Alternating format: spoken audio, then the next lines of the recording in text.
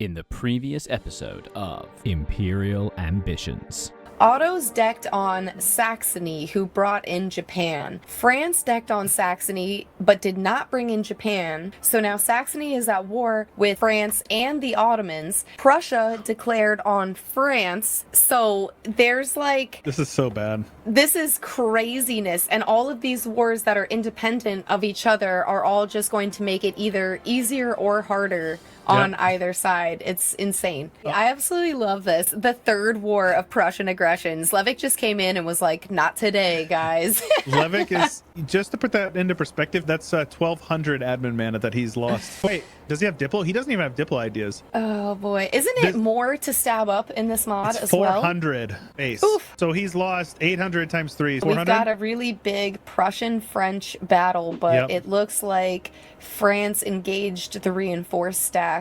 Yeah. And Sweden showing up. Sweden showing up. Let's go, Glitch. You stud. Look at him. Uh-oh, Saxony's reinforcing. That's a win. That's a win for both battles. Is going to be a win for the Prussians. Yep.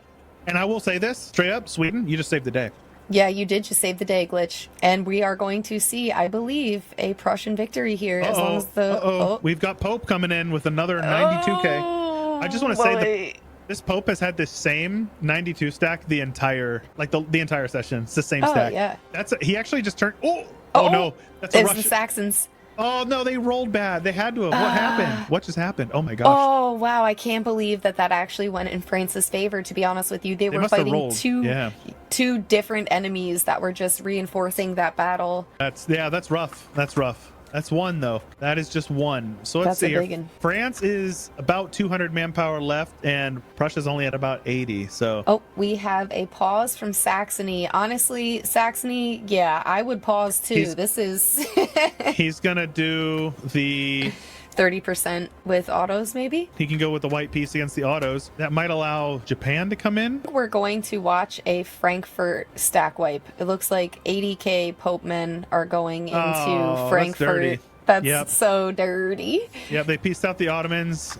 Wait, by the way, he's about to go bankrupt. He's gonna go bankrupt in 3 months. So yeah, that's Saxony's pretty brutal. Yeah, it's Jover for Saxony. Oh wait, you know what? Somebody's giving him money. we have to give it to Saxony. He got decked on by the Ottomans and decked on by France. Those are two of the hugest nations in the lobby. The only thing that would really make this the trifecta is if the Commonwealth also decked on Saxony. Right. And then at that point he would just be fighting off the three biggest people. Yep. And worth mentioning, the war with Brabant and Lubeck is still going on. It's World War I trench warfare right now. They're just standing there looking at each other, shooting at each other from a distance. So something I'm really proud of. Ooh. So in terms of great powers, France, Otto's Commonwealth, and fourth is Japan. Nuh-uh. Yes. That's awesome. That is awesome. So we do have a battle up here in the north. It looks like Brabant took a -3 just to break off reinforcements. It might not be enough. I feel like that's not going to play out well for him because now he's going to be having this 200k stack running off and retreat. Well, and they're going to lose the... Oh, no. This is close. This is very close. He's got that 45k. Ooh. Oh, no. That's a minus... That's a -1 for them. That's actually not too bad. Well, in the terms of like blunders, that's not too bad. So and Hans is actually doing okay on manpower after that Commonwealth War. It looks like they sort of recuperated a little bit. I am in awe at how well he's doing considering how much he's been getting thrashed today. Mises is an absolute stud. He's doing very well. Yep. And then it looks like Saxony has backed off. The Pope is sieging. The French have lost 450,000 men. I believe that I don't know how it works when it's multiple wars. Against Prussia, it says they've lost 225, but against Saxony, it says they've lost a lot. Oh, Slevik says that he repaid Saxony's debt. Oh. No longer bankrupt. Good guy, Slevik. Meanwhile, Slevik's economy isn't doing that fantastic. 108 loans, by the way. 55 grand in the hole. He's confident enough. He's like, I could sit in this much debt and be totally fine. How has he avoided court and country? I don't get it. I think that's why he pieced out from the French war before. Questionable battle. This is a -3 for them again. -4. I hate to say it, Brabant is kind of he's taking some boneheaded battles. Yeah, and that 80k Burgundians on Hanover doesn't look like they're gonna hop in there. No, they need to be rushing that fort like yesterday if they want it. It actually, that's an L. I'm a unfortunate. huge fan of spending the mill to assault and barrage, and Oh yeah, 100%. that's huge. Yep, definitely. Now, what does manpower look like on both sides of this war? Because Brabant is actually doing all right. They're about 0. Burgundy, negative. Hansa in the positive. So actually, Hansa's doing all right. There's definitely a bit of shenanigans afoot, some financial shenanigans to keep himself in there. So the Ottomans have pieced out of all of their wars. Netherlands, for some reason, are still down fighting Hasseli's separatists and Hormuzi separatists, but they didn't take anything.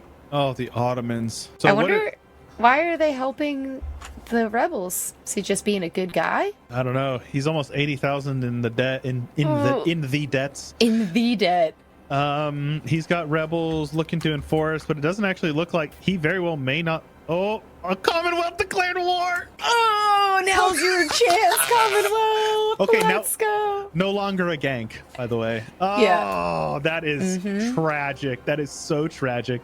Hey, he waited his turn. This is cold and calculated. Yeah, he had to expect it. The Ottomans had to expect it. Yeah, just casually waited until, your country is in ruins. You've got, I mean, not in ruins. He's still huge, very powerful. Oh, wait. Yep. Gabe said throw a man into the meat grinder. Did the Netherlands just redeck? Did they? Yeah, they second started this year, 1698. Wait, did he just no CB to attack him again? He did. He's at -2 stability. So. Did he truce break? Yeah, he must have. He no CB truce break, 20 war exhaustion. He's going all in. 34 unrest right now. -2 stab and 20 war exhaustion. And he didn't care. Honey Badger doesn't care. He was like, you know what the best CB is? No CB. No, well, he used the Great War CB, but he truce broke. when stab costs 400 admin per, it's pretty painful. Honestly, I would be more concerned just at being at negative stability because you can't increase stab in this mod while at war. I don't think he cares about his unrest. He's at 34 unrest. This is classic Netherlands coming in clutch. Take a look at the 200,000 men chilling in Gujarat. They're staging down in Gujarat. 200,000 men. Nether Chads looking for the downfall. Yeah, that is Nether Chads, dude. 20 and 30 unrest. Honestly, though, it's just a number. That's a rounding error. Yeah. Prussia's in the war against France. Sadly, it looks like France is not struggling a whole lot. Saxony not doing well. How's France's manpower? They're fine. 200,000. It's looking like Prussia and Saxony are just sort of combining forces in the north, kind of waiting for France. Oh, they just got rebel bombs. No! The little baby 10Ks as I was clicked on them. I saw it as well. Big battle going on over in Hanover again. This one is another dub for... Oh, I don't know. The reinforcements are here for Burgundy side. I'm waiting for a better general to get in, so that way they take a -2 for the river crossing as well. But it looks like it's just a -2 this time around. Yeah, that's actually a win for them, and I would say so. They may eventually be able to win a siege. We'll see. That's a big L for Hansa right now. Our Hans boys are hurting. They just consistently. Oh man, it's just getting decked on. Oh no, Netherlands are stacking 176k on the BAM fort. The attrition, baby, the attrition. Now, again, look at it's a -4. It's a -4. They're about to get absolutely wrecked. And that's going to be their whole army down there. They don't. What's the artillery looking like? Do they have in a full back row? They do. A -4. Oh, a -4 with that. Very punishing. Look at that, dude. The losses are, that was 62 to 1600. He was force marching his reinforcement and then saw how the battle was going and then just turned right around.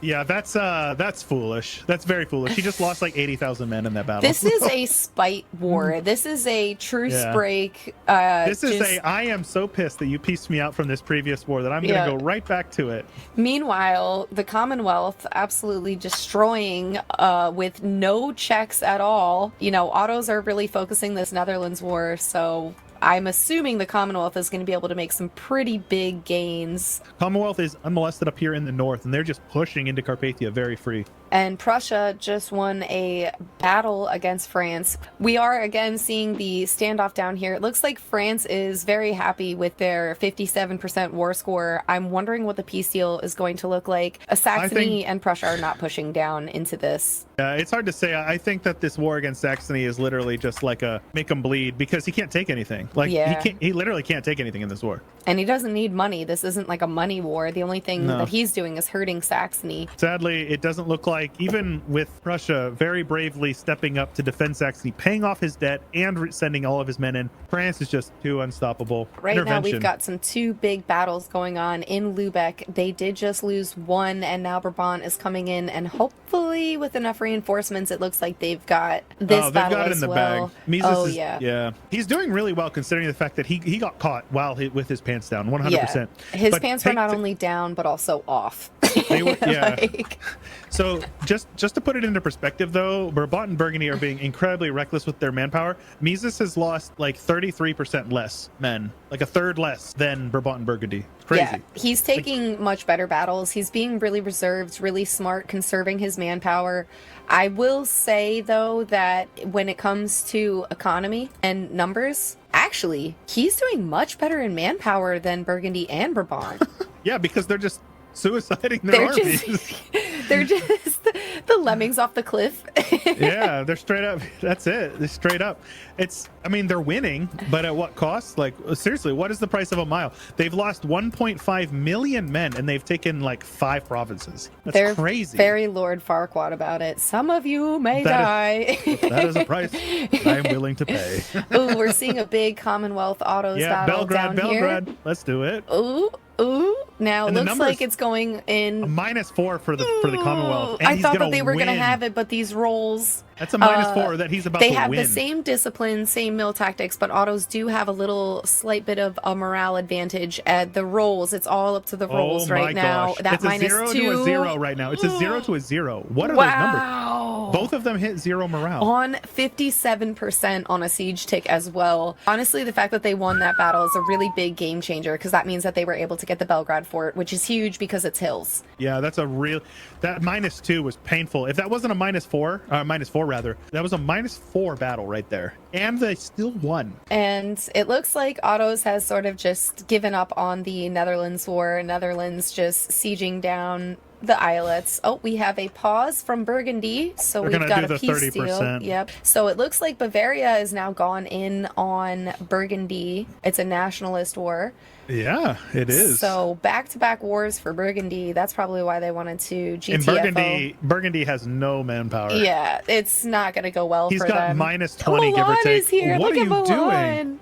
Look at him. Now, Rome, Egypt sending in quite a few men, a bit of overstacking in my opinion. I think that, oh no. They have a shock damage received general, but, they must have, 6 to 1. Yikes. All right, that was a big L for Burgundy, considering now at this point there's not much for them to retreat and come back to. If it looks like autos are regrouping here at Constantinople, hopefully they are going to be able to come up and stop the Commonwealth from sieging down more of their woods forts. Yeah, not sure if they're going to make it in time, though. They should be assaulting. Are they assaulting? I don't think they have remember, you can't use cavalry when you're assaulting, so they actually can't really do it as well. You can only use infantry to assault. Is this a cav stat? Oh, it is a lot of cav on that stack. Yeah, they have a lot of cav in their entire army. Also worth mentioning that the Commonwealth is still working on integrating Tver. They will be done in May of 1780. Chewy, we've got a really big Autos Commonwealth battle down here, and it's looking like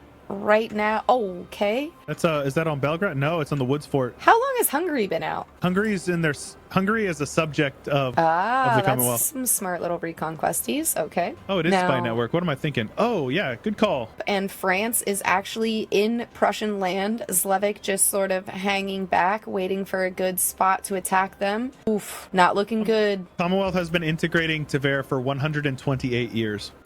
In terms of manpower, France has none. Prussia has a little bit. Oh, France just got rebel bombed by Prussian rebels. You love to see it. Königsberg is a woods fort. It's a level 7, but that's his final stand. He's taking a grasslands fight over here in this Cayuna or whatever. He has to, though, because at that point, you give up one of your forts, and then you have to siege it back. That's always the worst. His morale is just not high enough. He's not competitive on the morale front. Yeah, where is he at on militarization? He's not full militarization. He's at 87, which isn't a huge ordeal. It's not like he's at 0 or something. But yeah, they did win that battle, and they're 21% on their siege. Oh, they just got it. He's 80,000 in the hole, but France is 160,000 manpower in the hole. So and it's a fractured retreat. Look how it split his army up into 2. Yikes. He should be fine to get out of there nice and safe. Oh no, they caught him even with the force march. Rip. Did he scorch? Did he scorch? He no, didn't I don't know. scorch. He didn't scorch. Oh no. It's only a -1. It's fine. Or it's a -1 for him. That's woods. I mean, it's not a stack wipe at least. The numbers weren't there for it. But yikeruies, that does not feel good. He can totally go for him right now. It's smart. It's good that he didn't. Yeah, someone's got a deck on France. You know, Prussia's been the one stepping in when France is the aggressor to all these other countries.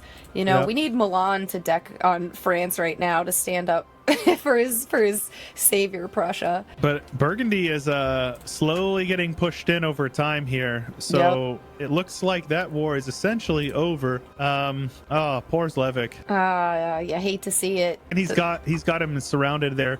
Memel's woods, so he's not going to want to attack into that. Ortelsburg is also woods. Oh, Ottos have just pushed back the Commonwealth. I didn't see the battle, but it's looking like they are coming back from a retreat, the Commonwealth. Yeah, so it does.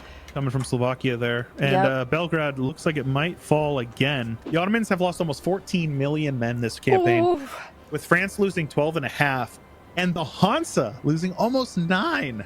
Oh my gosh. They don't even have that many people. Brabant has also lost over 8 million, which is very crazy to see. Though he was the emperor for a while, so maybe that would be it. And then the Commonwealth only with a little under 7, and Prussia with almost 5. Oh, he didn't win the Belgrade siege. That feels so bad. That feels so bad. Oh, we've got another really big Commonwealth Ottos battle going on here, and it's in Belgrade. Yep, looking like the numbers are for Ottos. Not sure if Commonwealth has more reinforcements on the way. Does not look like it. Is that his whole army down there? That is his whole army, I believe. Although he is doing a cheeky little back siege with all of his vassals. So if he's going to do it, you got to take like Budapest right now. Like just peace out for Budapest. Yep. That's what he needs. Because if he lets this battle go, see? Oh, he's still at 30%. You got to peace out right now, Commonwealth. Yeah, before he takes that fort back. Yep. 64%. So, we are going to pause it, and we are going to finish our run here on the 1st of next year. It looks like France is going to enforce a peace on Homestead. I'm going to assume Prussia. He's going to take Königsberg. Oh, he can't take Königsberg. What did he take?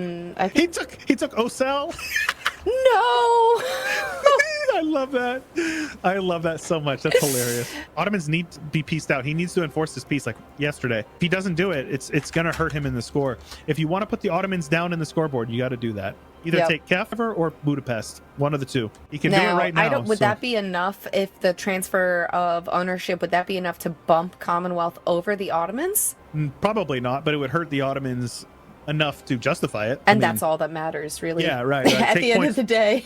Take points away from them. But instead, I guess they're going to be going for a big battle in Budapest. Yeah, I mean, like I said, the numbers are favoring the Ottomans here. I'm wondering, I mean, their manpower, they just get so much manpower back. They were at 0 at the war start, and they're up to 69,000. Nice. Slevik has 1% interest on his loans right now. He's bragging about it in the Discord. Yeah, the Ottomans are gaining manpower while in this battle, which is kind of crazy. Oh, big loss for the Commonwealth. Oh, Commonwealth. You still have time. If he takes this 35%, I guarantee you that's going to bring him under the 30%. Yeah, he's got to make that peace deal now. I'm not sure if he wants to do it. He does have ticking war score going up in the meantime, so I guess it's not as serious. Maybe he's just waiting it out. That's going to be the game, though, here. We're going to pause on the yearly tick here. Unless they peace out. Well, there is a Milan-Brabant-Burgundy battle going on, but it's looking like they reinforced a little too late, so that's probably going to be it for them as well. Boy, that is a bunch of insane wars for this last session. There were some of those battles I was literally on the edge of my seat watching. Yeah, absolutely. Well, let's take it over to Lady Magnus and see how she feels about these wars as well, because I'm curious about her opinion. That was amazing, and I agree. I think that Slevik gets the MVP of the week because, I mean, he's Slavic. He was amazing, and I will be actually talking to him in, I think, a few minutes. So we can actually get, like, his viewpoint. So, Chewy, any guesses? I don't know. I'll say this. I don't know what the points are right now. Or Hanseatic League managed to pull out the win. I think he did. So? And if he fell far enough from losing the land that he did, so I think he won. If he didn't, then the Ottomans by like a smidge, but I'm going to say it was the Hansa. I would agree. I think they had such a big point lead that even if they lost some points here and there, I think that they were very goal oriented this entire lobby. Yes. And they looked at the scoring sheet and they just said, I am going to get the most points. Whereas some of the other nations, I think, were worried about building up a power base and expanding and flexing and dunking on other nations. And I think that the Hansa player just came in and was like, nope, I'm here to rack up points so that I can get that number one spot. Yep. Yeah, I agree with that. He seemed very focused the entire time. Very much played to his strengths and played for the win, which I appreciate. He was probably the most well-rounded in terms of playing a competitive multiplayer game, but also playing to win the competition. Bye.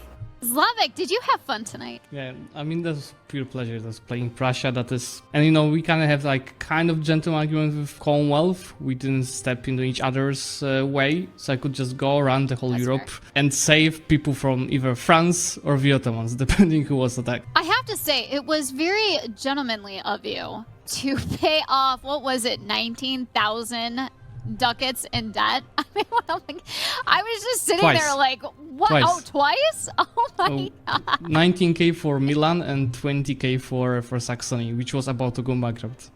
That was hilarious. And what a nice thing for you to do, right? So this Prussia was actually pretty fun because I had 1.1% interest per annum, which allowed me to take 300 loans, so I could just give money right and left. That was amazing. Before I go to Iron to get our final scores, who do you predict is our winner? Well, I was doing everything in my power to stop Despots from winning, so I hope that's not gonna be them. So if it's not them, then it's gonna be Hansa, hopefully. Then that's your hope, right? All right, Slavic, thank you so much for casting and also being a player. To announce that it's because I'm looking at the final scores, and I want to say that Sweden is on the scoreboard. I don't know if Slavic knew what he was doing, but somehow him and Glitch got Sweden, the province of Turku, which was at one point in the past of this campaign added to the Holy Roman Empire. So Sweden was able to get 15 points. Oh, that was amazing. Now, the bishops are not near the top of the scoreboard, but of course we saw the Netherlands perform impressively today, and at least some of that was repaid in the fact that we see him at the top of our bishop score. Yeah, he was amazing. I think that was actually a joy to watch. Yep, so in the despots, we've got our second and third place. Ottomans is in second place. France is in third place. So the Ottomans we saw really had to defend their points today. They were on the defensive for most of this session. And then France was I think our bigger winner of this session. He was able to actually make some moves that really pulled in some points. And you have to say, like, Anthony, I do feel like he did play a very good game. You got to give it to all of these guys. And Anthony was in some pretty big battles. Yeah. Okay, so we are looking at our princes right now. They all had a good showing. Yeah. They made a lot of their points from the game off of keeping Danzig and Shaland in the Empire, so getting some of those conquest objectives and turning them into HRE provinces.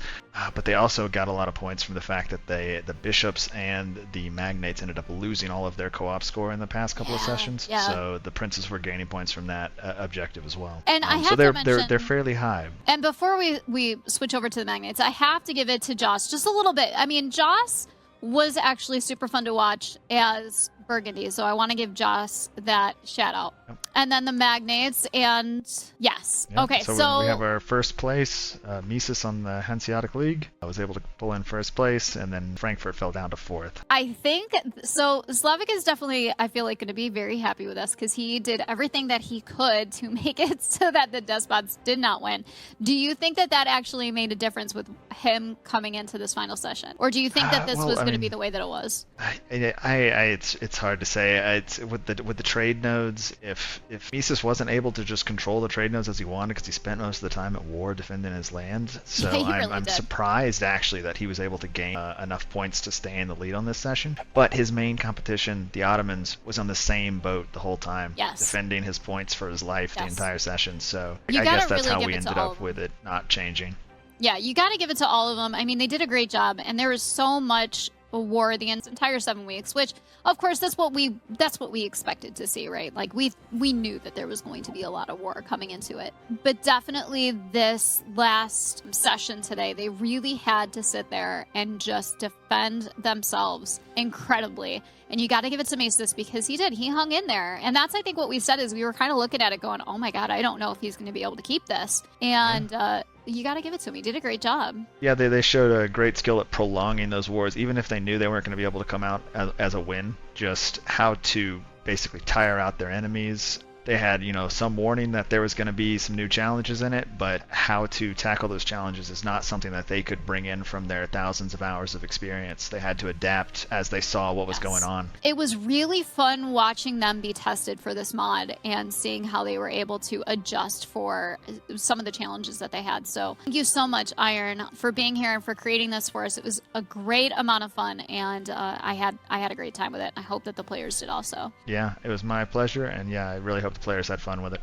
All right, thank you so much, Iron. Have a great evening. Make sure to subscribe for even more Speed 5 content.